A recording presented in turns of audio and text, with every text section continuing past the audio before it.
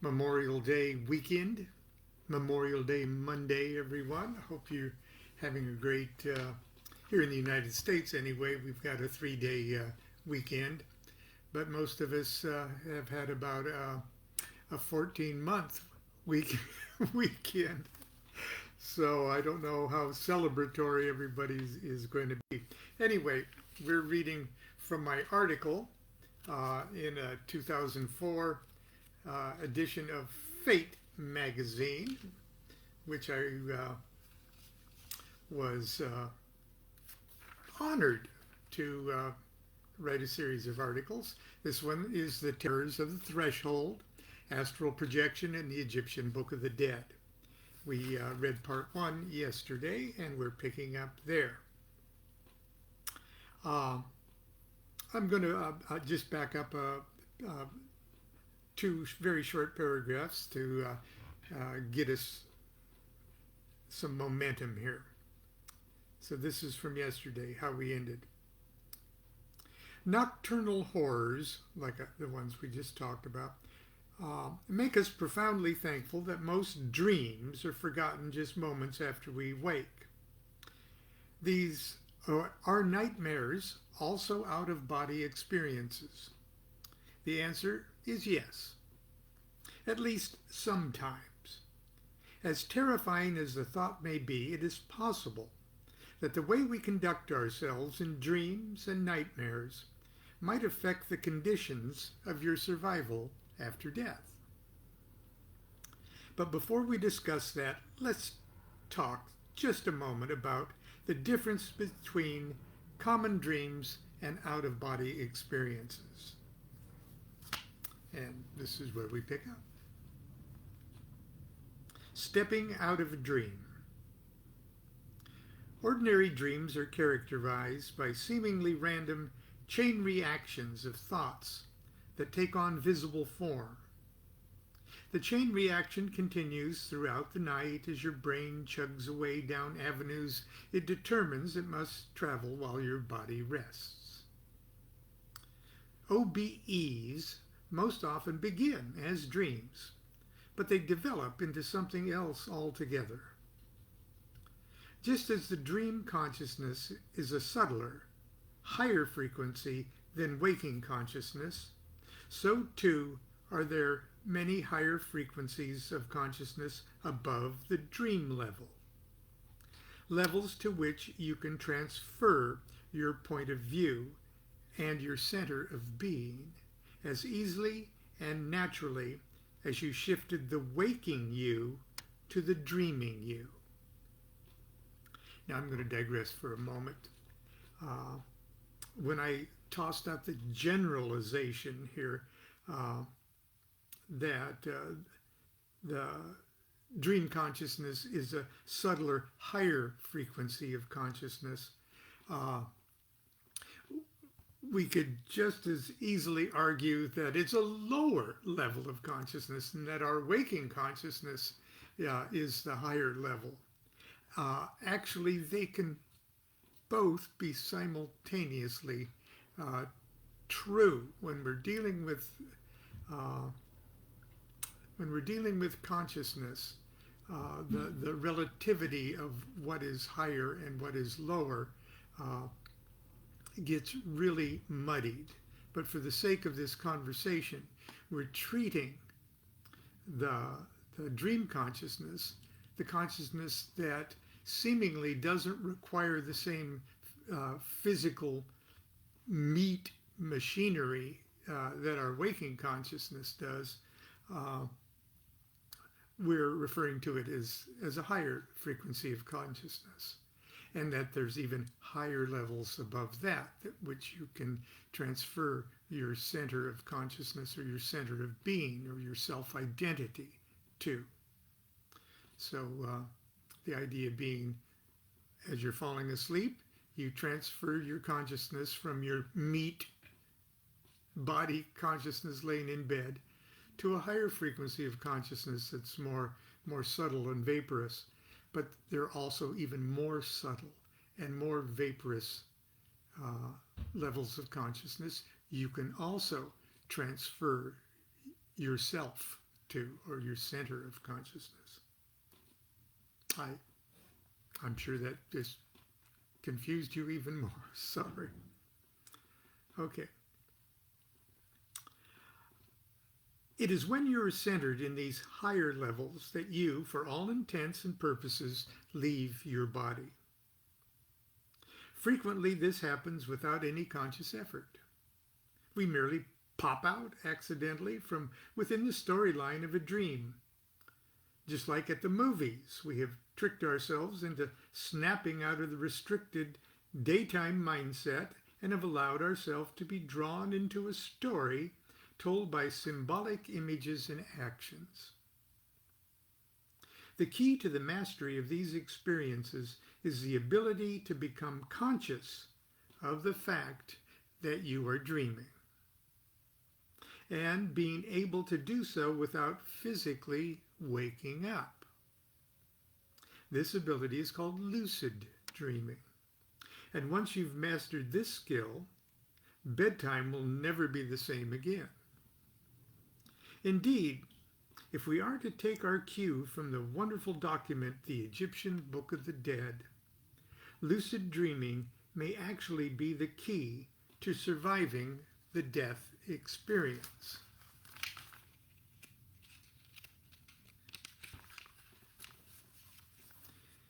The Egyptian Book of Lucid Dreaming is the next title heading. The Egyptian Book of the Dead is a magical text supposedly written by the god Thoth himself.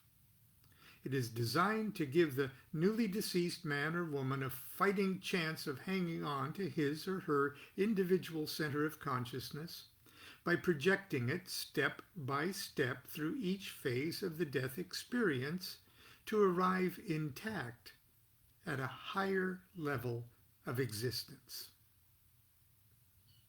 The basic idea is this: if a dying person can keep the mind focused and occupied on a series of particular ideas and images while the physical body dies, the self of the individual can separate from the physical body and take up residence in the mind.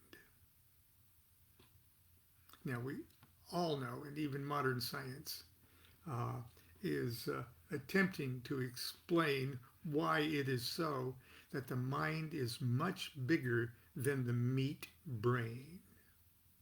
The meat brain is like a computer terminal in the great network of the mind, the great invisible network of the mind. So in the mind there is no, the mind, environment of the mind transcends space. Time isn't what it is to the meat brain, okay? But I digress. The preoccupied mind, in other words, if the mind that's focusing on something while you're dying, the preoccupied mind literally becomes the escape pod that will rescue the self from its attachment to the dying body and brain. At each step along the way, the deceased is required to identify with higher and higher aspects of the mind, a process that continues to create new and subtler escape pods that will keep rescuing the self until it is finally delivered safely to the realm of the gods. The Egyptian Book of the Dead ingeniously organizes this journey of ideas and images to match the landscape and nature of each of the progressive higher levels of consciousness, and requires the deceased to perfectly memorize and rehearse each leg of the trip prior to dying. Every level is guarded by a gatekeeper who must be identified by name and forced to allow the deceased to pass. Even the furniture has names and must be carefully memorized and identified with constant chatter. everything that can be done to bolster the deceased's confidence and keep his or her mind minutely focused on anything but the temptation of allowing oneself to dissolve, as the untrained inevitably do, into the sweet oblivion of death. Here's just a tiny example from a recent translation of the Egyptian Book of the Dead. Come and enter by this door of the hall of justice, for you know us. We will not let you enter by us, says the doorposts of this door, unless you tell our name. Plummet of Truth is your name.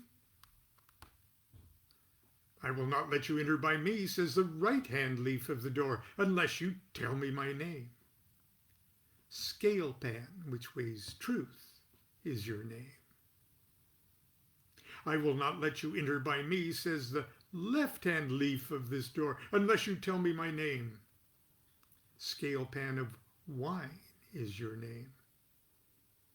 I will not let you pass by me, says the floor of this door, unless you tell me my name, etc., etc., etc. Fortunately, we don't have to die in order to visit these higher realms. Once we've mastered the skill of lucid dreaming in these sleep excursions, once we've mastered the skill of lucid dreaming, these sleep excursions can be wonderful opportunities to practice getting in and out of the escape pods of the mind and actually practice the art of dying. Until we're in control, however, things get pretty scary. Okay, what time we got here? Oh, we're doing fine. Under the heading, Terrors of the Threshold.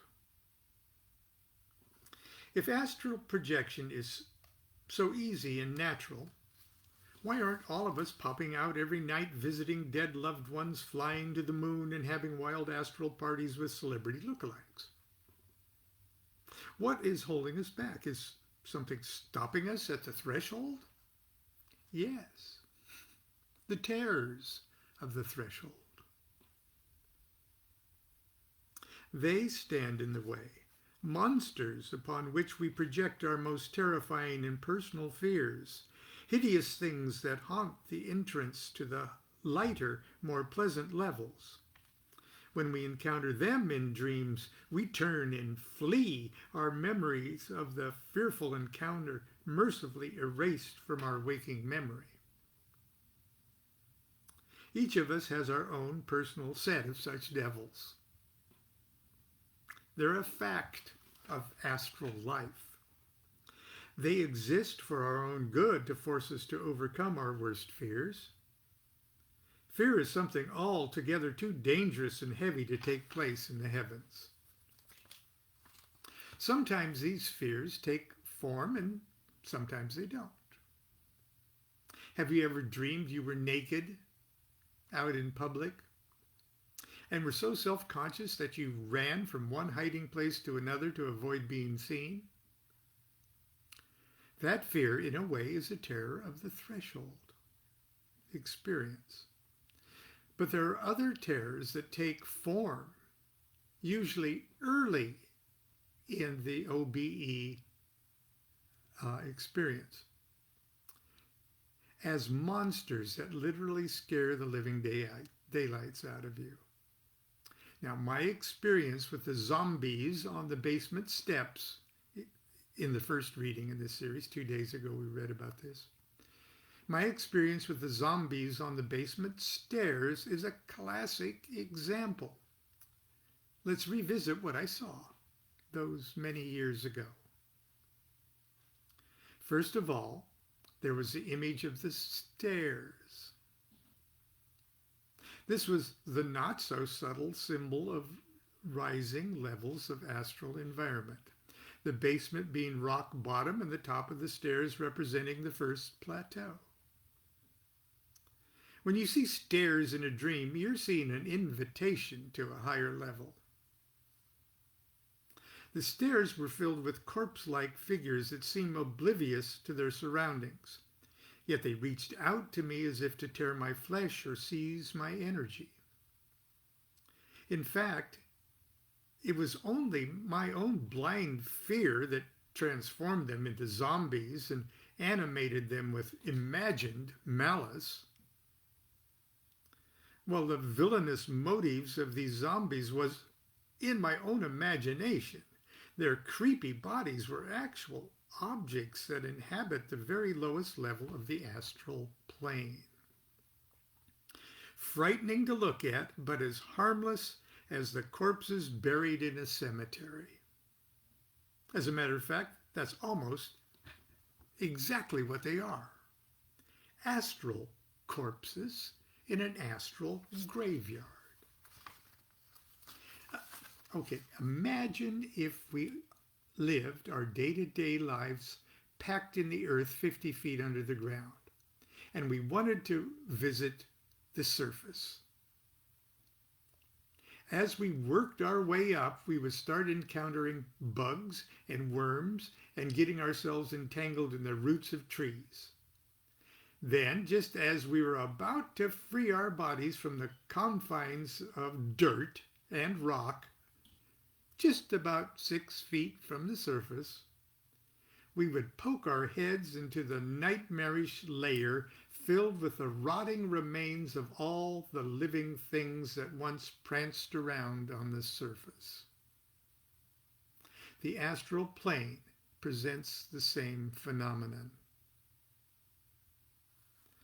These corpses that have sunk to the basement cemetery of the astral are shells, discarded,